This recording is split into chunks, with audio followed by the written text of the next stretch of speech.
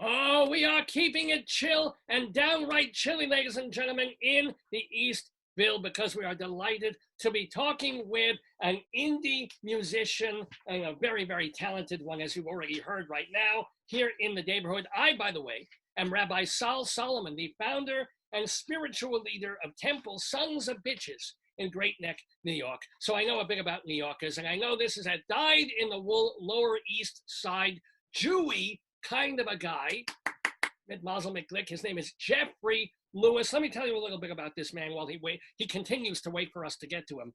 He is what they dubbed, he doesn't necessarily dub himself this, but he's an anti-folky. And if you listen to him, it feels like you're almost mashing up Leonard Cohen, Art Paul Schlosser, James Kacholka, and the Velvet Underground's third album, somehow all in one person. He is also a cartoonist and a comic artist. He's had albums on Rough Trade Records. For example, It's the Ones Who Cracked That the Light Shines Through, little Leonard Cohen reference there. 12 Crass Songs, where he covers songs by a band named Crass. And his most recent record came out last year called Bad Wiring with his band The Voltage. Listen to some of the people that he's either opened for or played with. Kimya Dawson of the Moldy Peaches, Pete Stampfel of Fugs era stuff, Devendra Banhart, Beth Orton, Thurston Moore. Song titles by this man include Sal's Pizza Has Sold Out to the Yuppie Scum. I feel you on that. You don't have to be a scientist to do experiments on your own heart. What a wonderful title there. And the last time I did acid, I went insane. Ladies and gentlemen, I am insane with delight to be talking to Jeffrey Lewis. Shalom, Jeffrey. Shalom. That's the best introduction I've ever had. Well, thank you. It's all downhill from here. But I'm glad that you like the introduction. Welcome. And how are you? How are you feeling? Feeling all right. It's a beautiful sunny day. The birds are chirping. And does it seem to you like the birds are chirping more this year because people aren't bothering them or something? I feel like I'm hearing more chirping than ever. Not only more chirping, but this is the truth. At 4 o'clock in the fucking morning, when I'm trying to get my beauty sleep, because look how droopy my pants are, it's because the birds are starting. It's not even light out. They're not chirping for the sun. They're chirping, who knows? They're chirping because they're not getting the Netflix that they want. What is it? It's true.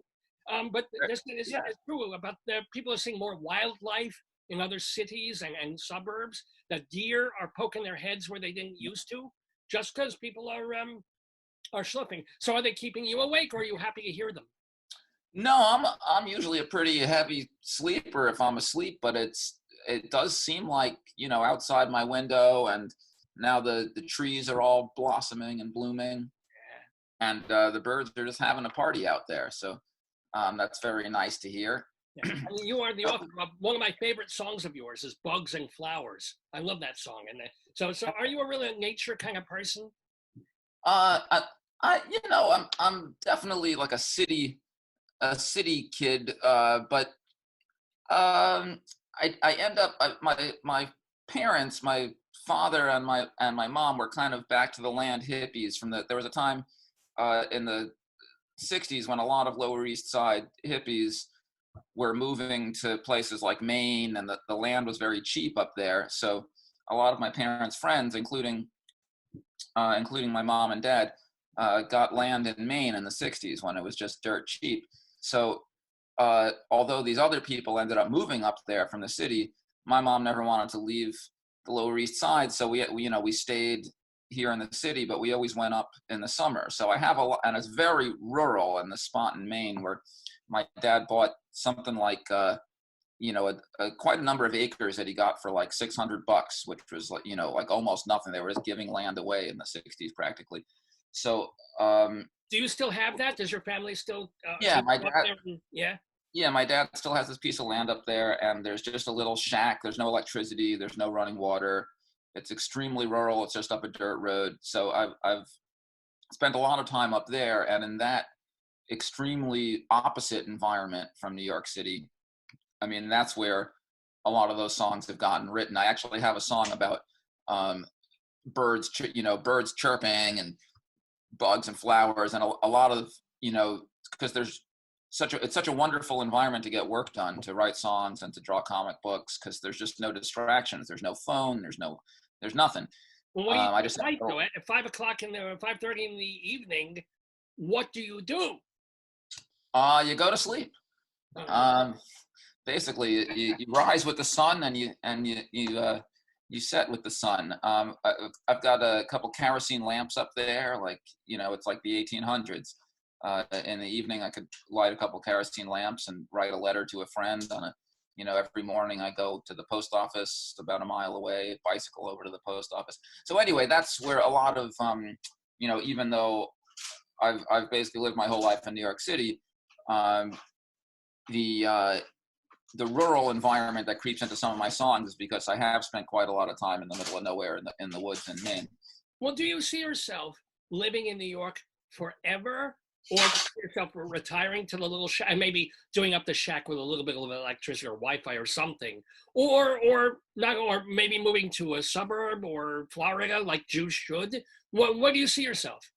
Well, I am a captive of cheap rent, like some people are lucky enough to be. I'm in a beautiful golden cage that I can never leave because I have a rent situation that would be irreplaceable. So Are you controlled or stabilized?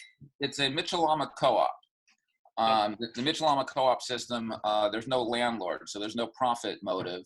So everybody is just, paying the operating costs, which are a fraction of what most people in New York City are paying, because there's no landlord leeching off of anything else. So you'd have to be on you have to be on a waiting list for a long time to get into these apartments. But once I was in, you're never going to give it up. You're never right. Yeah. Well, did you have a baby with your girlfriend? Are you married? I don't know your current situation there. Oh, well, that's a whole funny long story in itself, but Please, yes. It's complicated. Okay. Well, we were together, and then we were apart, and then we were together, and then we were apart, and then I figured when the whole virus lockdown thing happened, I asked her to move back in here so we could be together during lockdown. So then she moved back in. So then we were like really together, stuck together in the apartment. But then she got tired of that and moved back out. But now she's come back down to visit. I hear her at the sink right now. Is that her? Yeah, she's visiting for the weekend. So I'm not so. I don't know about this. I kind of like the idea of just being locked down and avoiding the outside world. And she's a little more, she's taking it seriously too, but she's a little bit looser than I am in terms of feeling okay about going out and, coming downtown and visiting me for the weekend and going back to her place. Does she go on the subway? I mean, what is she? Bicycle. Pardon me. I'm in the midst of drinking a beautiful egg cream. Oh, way to start. Yeah. I've got my morning smoothie over here too. That's it's too healthy. What do you have in that thing? Oh man, what don't I have in this thing? I love experimenting. I throw different stuff in the blender all the time and just see what happens. This has blueberries, strawberries, spinach, peanut butter, dates, yogurt, cherry juice. It's like being Frankenstein. It's a great joy to own a blender. You can keep throwing things in there. And there's none of that acai shit. What is that? What is acai berry? Where did that come from? It's something they invented recently. I don't know. It's some modern. Michael Jackson's go-go juice. I don't trust it. I seriously don't. Anyway, but this is the stuff. This is an egg. You live on the Lower East Side. Oh, thank you, darling. This is the mysterious hand coming down from. That's great. This is my helper, my keeper, my handler here. Oh, thank you so much. That's great. Thank you, helper, keeper, handler. I should pay you more. What are people watching us? Are people seeing us? Nobody's watching this. No, yeah, we're on live on the Dave's Gone By Facebook, your podcast, your program of the stream. I got schmutz on my talus now. This is bad. Anyway, we're on live on Facebook. So yes, there are actual people, as far as I can tell, who are one, except we've had technical difficulties, of course. So we may have lost all the people, but this will be recorded, God willing, and then it will be available for all eternity.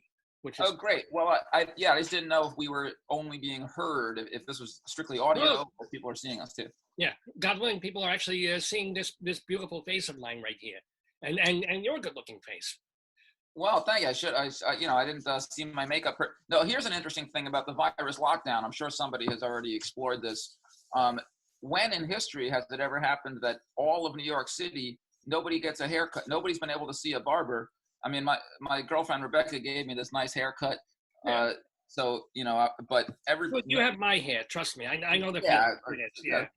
a few left up here, but the the whole barber and hairstyling industry is shut down. So I'm sure there's a lot of people in New York City who are very fashion conscious, who are maybe never in their life have they gone 2 months without getting a real haircut. What they would consider a real haircut from a professional. Everybody's going to have these homemade funky haircuts, and that's citywide. That'll be very interesting. Wait till you see all the old Jewish women. My God, the ones who go to the beauty parlor every 2 weeks and they haven't been there. Oh my God, they're all going to look like I don't know, like maybe they all end up looking like Esther Roll after a little while. It's a possibility. It's a good science experiment. That's one thing we're going to see what happens. So, how are you? Oh, sorry. Please. Yeah. Do you have a favorite egg cream? Are you partial to one in the neighborhood? Are you like a Ray's versus Gem Spa versus? Well, you have your homemade. Maybe the homemade is best of all. No, the homemade. If you make it with, I mean, this is just chocolate with a little bit of U-bet and the things, but no, if you make it with borscht and sour cream and just a drop, just like a little piece of herring. Oh my God, is that good? Oh, and it stays with you all day. You don't get rid of that. Sounds hearty. I honestly, I've been missing, many things I've been missing, but if reality ever returns, a trip to Russ and Daughters would be high on my list.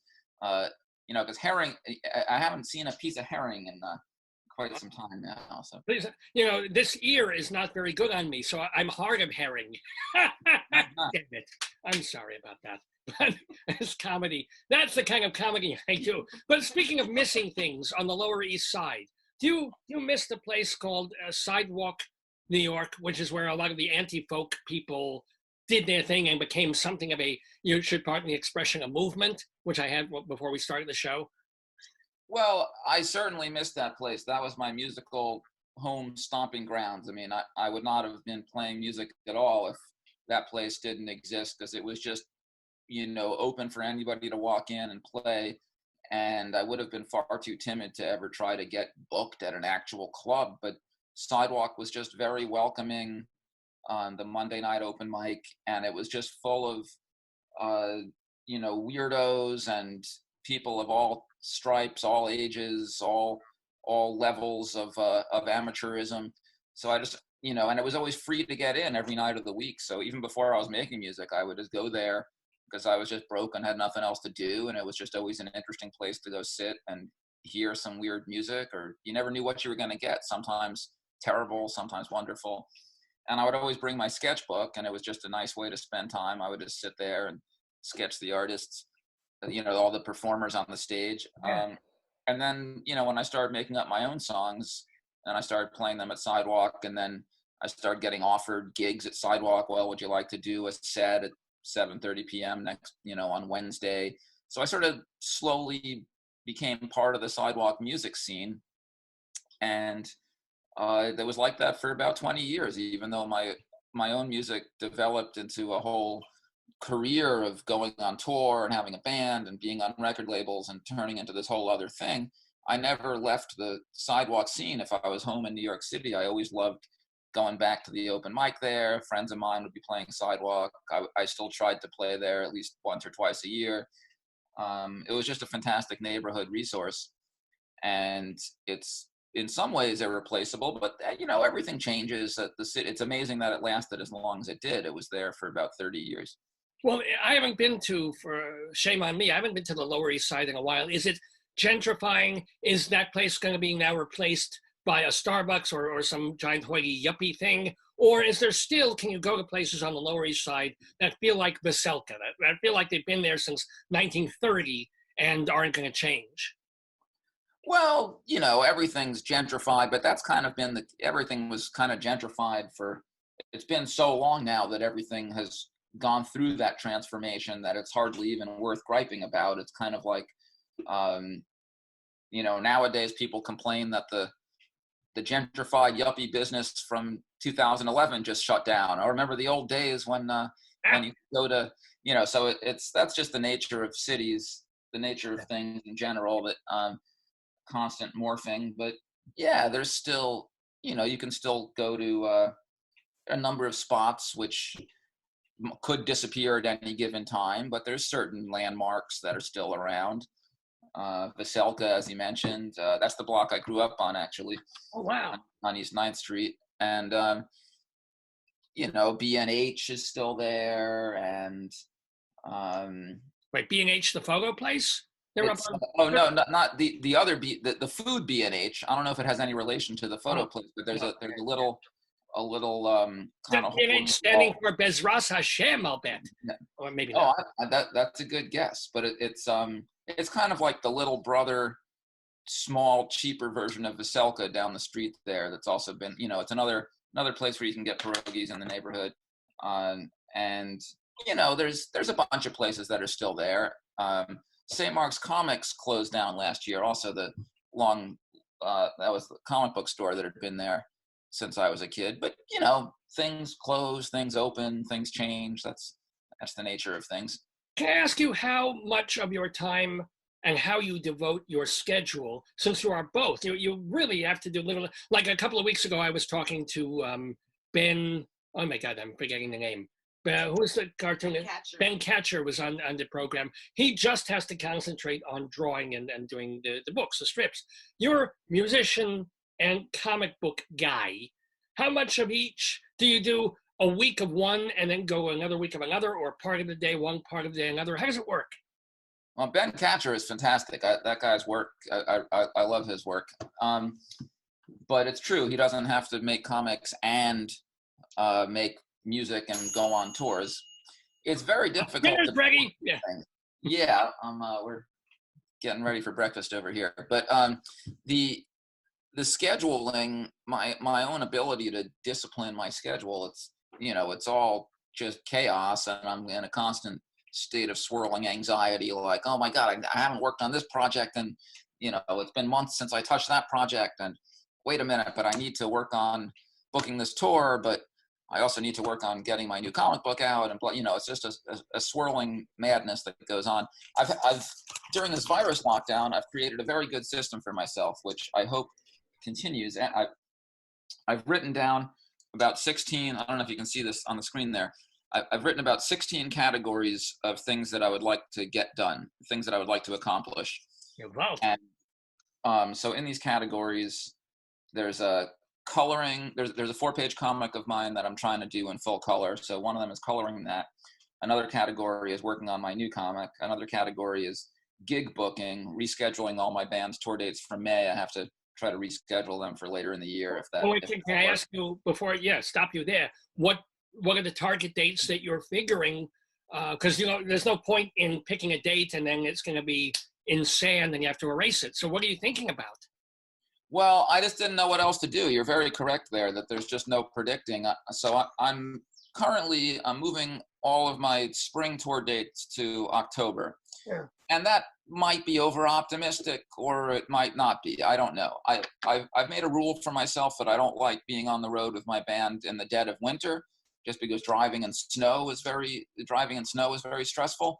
Yeah. So I try to not be on the road during, say, December, January, February. So if I'm going to do any touring in the 2020 year, it's going to have to be in October, November time. So I figured I would at least try. I'll plan for the future just in case there is a future. And then if there isn't, then I'll cross that bridge. We're all dead, where it's not going to be no. So when you tour with the band is, was it Low Voltage is the band's name? Yeah, currently. Right. So do you get like an RV? Do you all go in separate cars? Do you just rent like a Hertz U-Haul thing? How do you travel if you're going like a Northeast tour or something like that? Well, my method in the last few years has been to rent some kind of like SUV minivan size thing. I bought my drummer this very small drum kit. It's what they call a nesting kit, where each piece, it's like a Russian doll, where each piece of the drum kit fits into the other pieces. So cool. We don't need an entire van, you know, and we're just a 3-piece band. So we have a little guitar amp, a bass amp, and the nesting drum kit, plus whatever, you know, mostly what ends up getting packed is all the merchandise for a tour, because I'm bringing all my comic books, vinyl records, CDs, T-shirts. So figuring out the merchandise and how much to bring is always one of the complicated parts of organizing a tour. But yeah, it's the three of us. It's myself, Brent Cole on drums, and Mem Paul on bass. That's been the lineup for about 5 years now.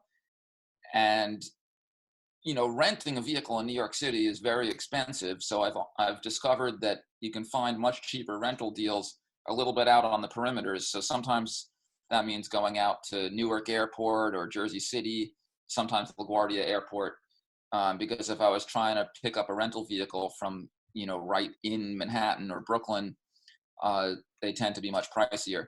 So the first day of any tour is usually, you know, I got to wake up, you know, maybe 7 a.m., drag myself all the way out to one of these airports, pick up the vehicle, drive back down to the city, pick up everybody, pick up all the gear, you know, and then we hit the road.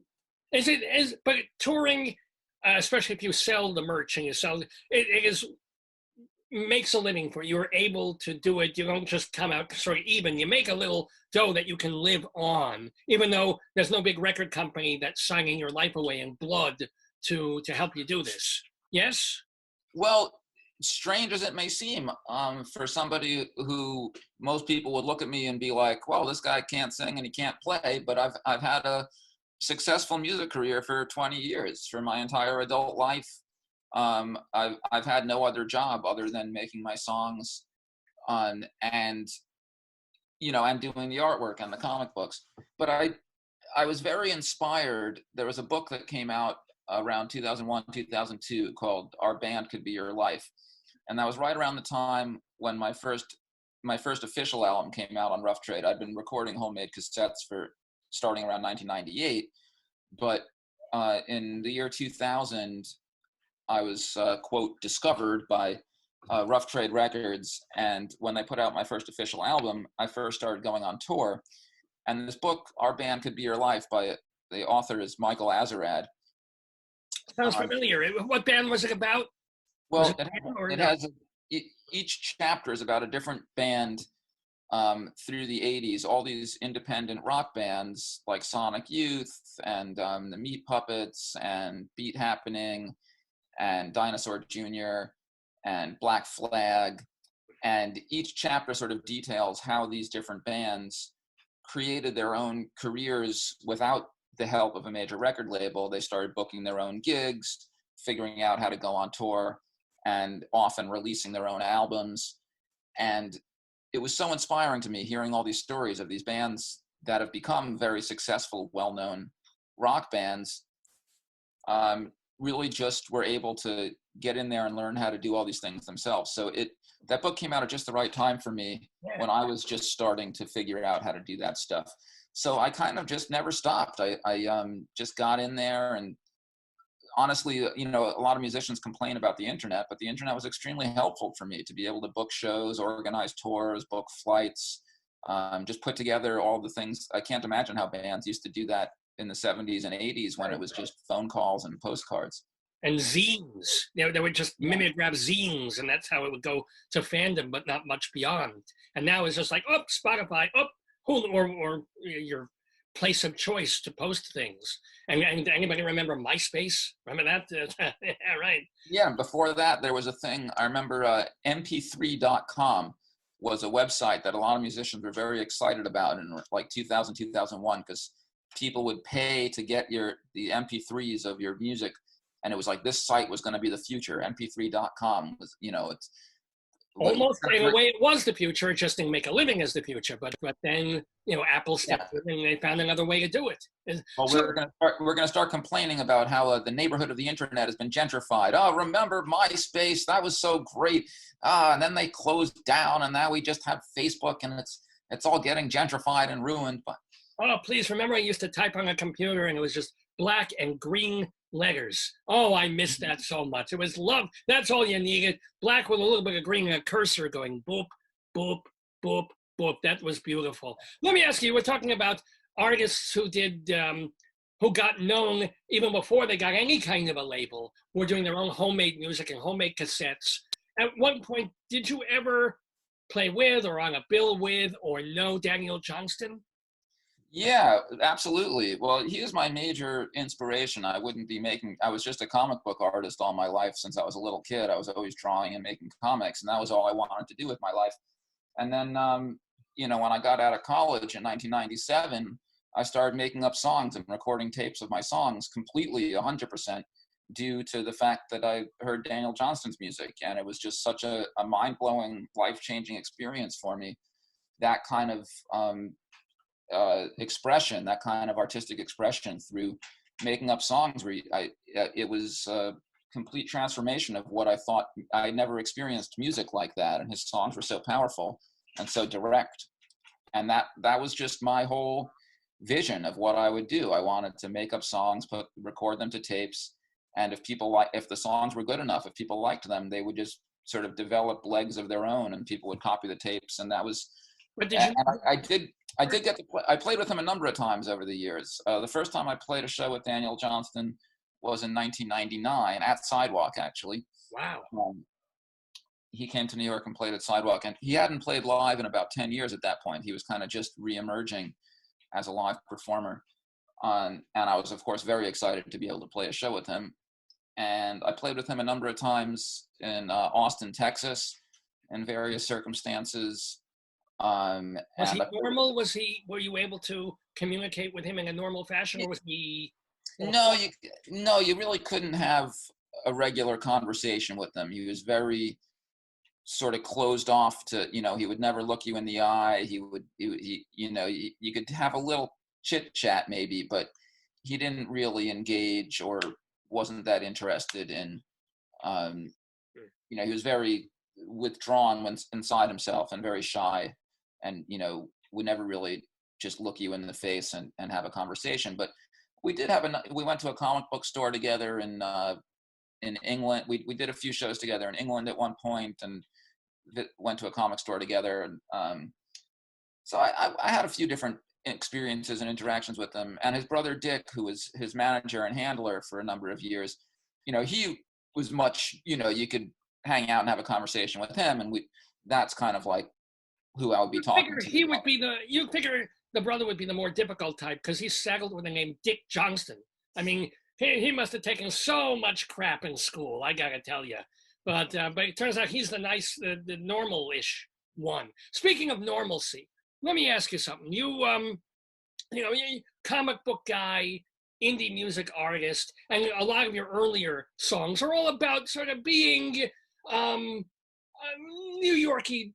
You don't mention Jewishness or anything, but there's a nerdy kind of insular aspect. You don't have good luck with girls. You let opportunities go by, and it's sort of self-deprecating stuff. But here you are, as you say, a successful musical artist for the past 20 years and a comic book artist. You got an on-again, off-again girlfriend who's now with you.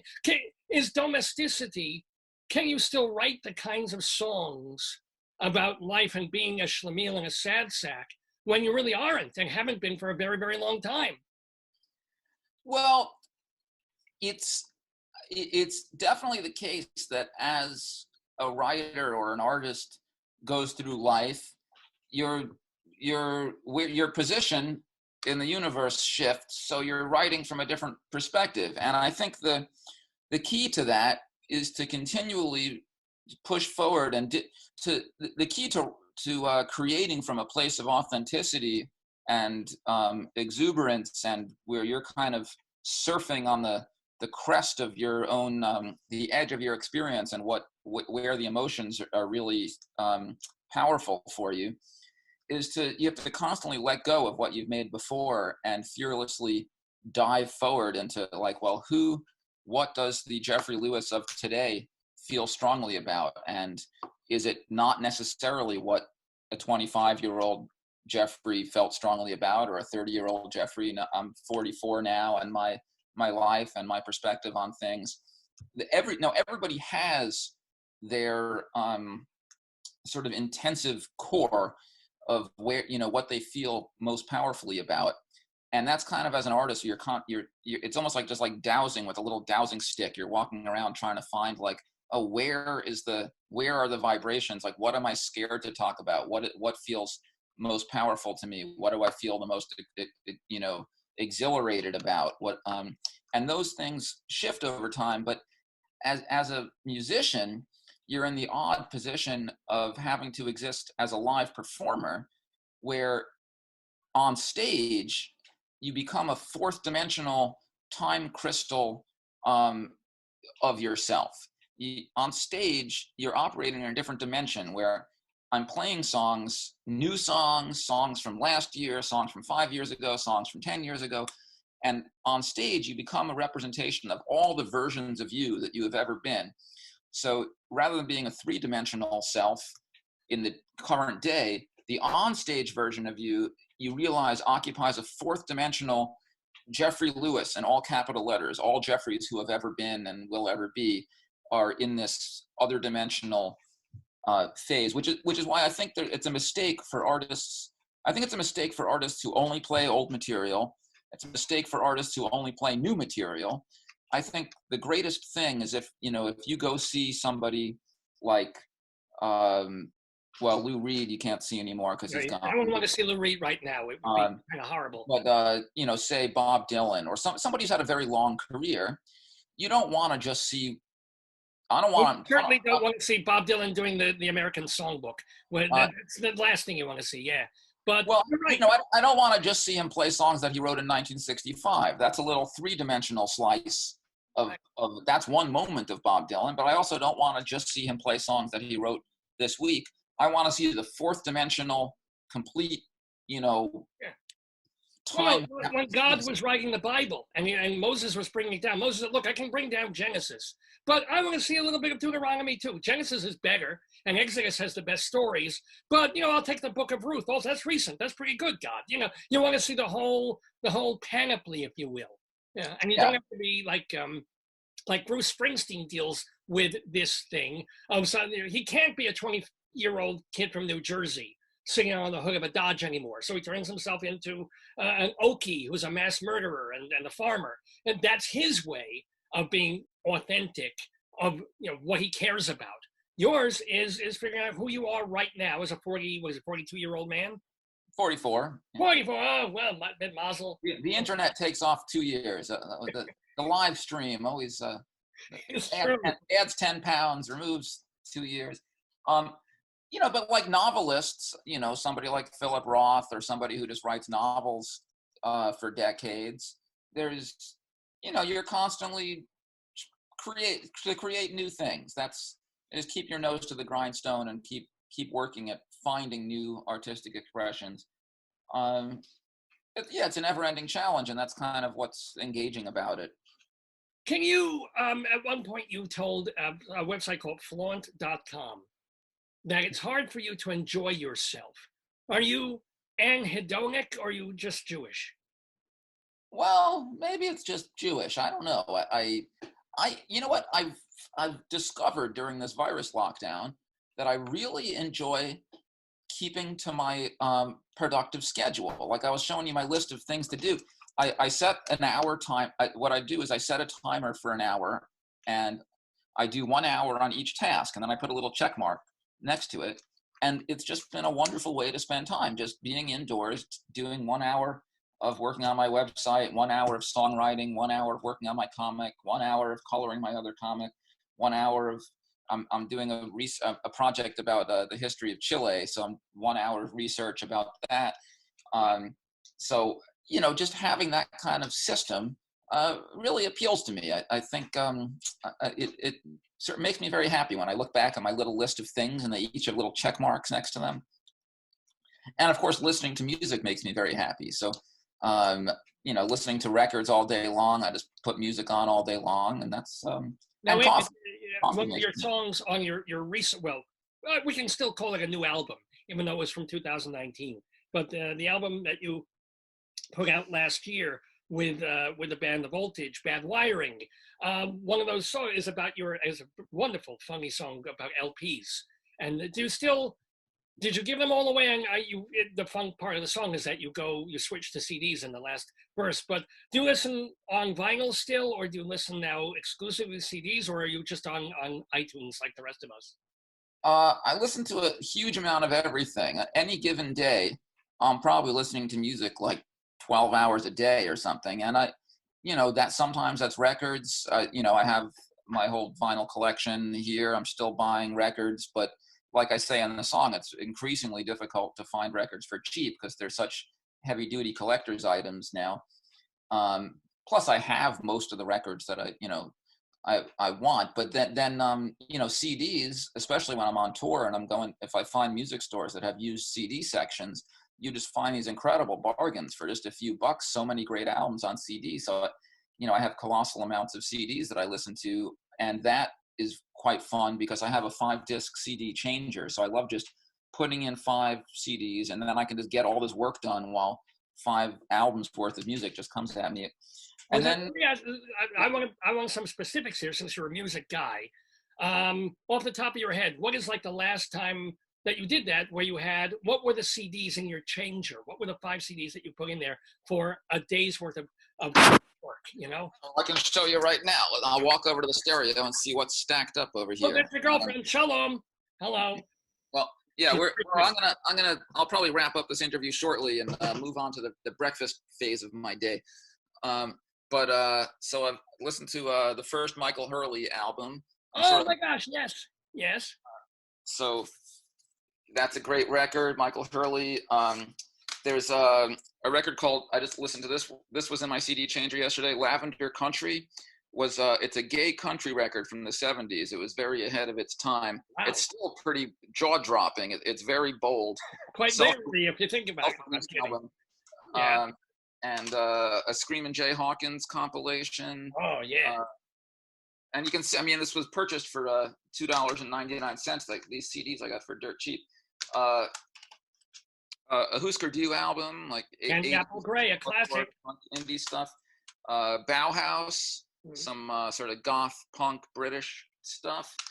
And I listened to quite a lot of like obscure psychedelic folk stuff. Here's an album called Stained Glass Window. This one it's not spectacular, but it's, it looked like an interesting reissue. And I found that used at a CD store in France on my last tour. So just things like that. Here's a free jazz record by the Henry Grimes Trio that actually my cousin Perry Robinson played clarinet on this record. It's a 1965 free jazz thing. Santana, I just listened to Santana's Abraxas, classic rock album. Some Ray Charles. Current 93. Now I'm a big fan of this band, Current 93. Very strange, creepy, almost disturbing sort of psychedelic folk band from the 80s and 90s and into the current era. There's quite a lot of albums by this band, Current 93, and they almost never perform in New York City. And I had tickets to see them last night, which I bought months ago, and of course the gig didn't happen, and that was very disappointing. But I figured I would at least do some throw some Current 93 in the CD player and really, just immerse. Since I couldn't see them live, I could at least immerse myself in some recordings for a while. Which is actually, it leads to another question of what current band, that band is called Current 93, but what current musicians do you listen to? Because so much of your LP and CD collection is stuff from the 50s, 60s, 70s, 90s. Who do you listen to? Any top 40 or any alternative bands or anti-folk people who are right here and now doing new music? Very little, almost nothing. One band that I'm a huge fan of that to me is a modern band is Yo La Tengo, who I've been seeing, I've been attending their concerts regularly for like 20 years, but they've been around, 35 years. That's not even so modern. I've got every Yo La Tengo record, and they always do their 8 nights of Hanukkah concerts every year. They play every night, so I always try to see them a couple of times at least during their annual Hanukkah series. They're one of my all-time favorite bands, but they're not like a new band, but they're not Jimi Hendrix. They're relatively Ah, modern. I don't know what counts as modern, but I don't listen to well, very no, much you know, a modern. band that started maybe within the last 10 years and is still, and so that maybe we haven't heard of that you can turn us on to, as it were. No, I'm not the. You know who you would need to ask is my bass player Mem, who is like 24 years old, and I'm 44. So Mem keeps us plugged into the modern stuff. Well, the one way that I often get introduced to modern bands is if I end up going on tour with them. Like sometimes my band will get asked, some famous modern band that I might not have heard of. It might be doing a tour and they're looking for an opening act. So in that way, I've been introduced to some modern stuff. But yeah, most of what I listen to is, older stuff. I quite All right, often. let me throw this back at you then. If, let's say you were doing this COVID isolation thing, not in your apartment, but on a desert island, what is the one album or CD or 78 that you would take with you? Well, I usually answer that question by saying that I would like to. I know very little about classical music, and I think if I was going to be stuck on some desert island, that might be a good time for me to learn, something very dense, something that could really stand up to repeated, infinite listens and still pick out new details. Something that I've actually never heard before, so that I would be less likely to get tired of it. So my desert island pick would be some kind of long, complicated classical music piece that I would have to learn how to appreciate. Everything else would be bringing Exile on Main Street. You'll be bringing Stockhausen. Kind of interesting. We're talking, and we just have a little more time left here with Jeffrey Lewis. I would ordinarily go and say, oh, go see him playing at, or go see him on tour. At the moment, we can't do that, but we can direct you to his website, which is thejeffreylewissite.com. Because he's the Jeffrey Lewis. The Jeffrey, spelled the usual way, Lewis spelled the Jerry Lewis way, Lewis, thejeffreylewissite.com. It's a place where you can purchase his merch, purchase a lot of his old albums, even the ones on Rough Trade and sort of the independent ones. Can they purchase your comic art and your books there too? Yeah, everything's on the website. There's a lot of artwork. There's my comic books, including my brand new issue. Fuff Comics issue number 12 was a giant size issue that I just put out a couple months ago. And I'm currently, various projects. I'm working on a brand new website. My website has been in need of updating for a long time. So the new website is going to launch pretty soon. That's one of my categories that I try to spend an hour every day working on. But yeah, there's stuff. I mean, just Google me. It's funny, in the old days, you used to do an interview and you would say, yes, you can check me out online at http://www.thejeffreylewissite.com. Nowadays, I don't even bother putting my website on stuff. It's kind of like if people want to find me, they just start typing in Jeffrey Lewis and stuff just comes up. So it's kind of. Yeah, I do. If people want to find me, I just say Google Jewish asshole, and I'm up usually within the first 5 search results. It's amazing. Yeah, you want to be high up in the search results. It's very important. What is the weirdest or funnest or most profound experience or two that you've had as a musician or touring or meeting idols or things like that? What's like a moment that you will never forget because it was so weird or funny or great? Oh man, there have been so many of them. It's very hard to boil down to my top mental Google. What's my top mental Google search when I get asked that question? Doing those shows with Daniel Johnston, that was really big for me. Anytime I got to encounter one of my artistic idols, or even better, actually get to work with and collaborate with. Working with Peter Stampfel of the Holy Modal Rounders and the Fugs, and the tours that I did with Peter and the albums that I made with him were just incredible experiences that I couldn't have predicted when I was just, in the old days buying Holy Modal Rounders records and Fugs records, and getting to know Tuli Kupferberg and working on projects with Tuli when he was alive. And touring, I've gotten to open for a lot of my favorite bands. There's The Fall. The Fall was one of my all-time favorite bands, and I got to open for The Fall in London in 2004. Rocky Erickson, who's a guy who I'm a huge fan of. I got to do a show opening for him. I think that was 2009. So yeah, these kinds of experiences that I would never have predicted when I was just, at home drawing comic books. Like I would never have, I got to do my band did 2 tours in China. Oh my gosh. So all kinds of, I have these, I have the series I've been working on the history of communism. I have these songs that I sing where I have accompanying illustrations, and I have about 10 of them in this series. I have a history of communism in Vietnam. I have a song where I'm showing illustrations while I'm singing, and I have one about the history of China. Korea. Yeah. I have one about the history of Cuba. I've gone to perform a lot of these in the actual locations. I got to do my history of communism in China. Now, hold on. Yeah. I have to ask you, you went to China, you performed in China. Did they tell you what you could and couldn't do? Did you have any kind of overlords seeing over you of the government or of officials or commissioners or anything like that? Could you just go wherever you pleased? What was it like to go there?